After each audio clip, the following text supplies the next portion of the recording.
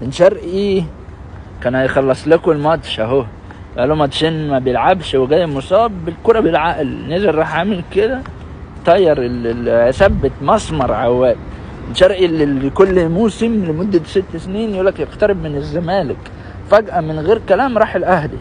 ليه؟ عشان انتوا تجيبوا مشلاكة يا إدارة بنت مشلاكة يا ولاد المشلاكة، ريتكوا قدرتوا تلعبوه.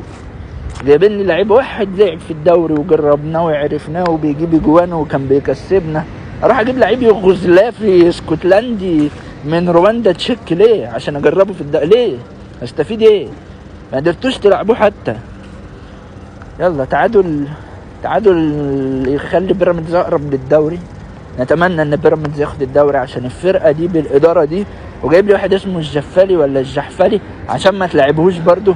انت بتجيب الصفقات دي ليه؟ عشان تنزل تلعب زي ما مرموش نزل لعب.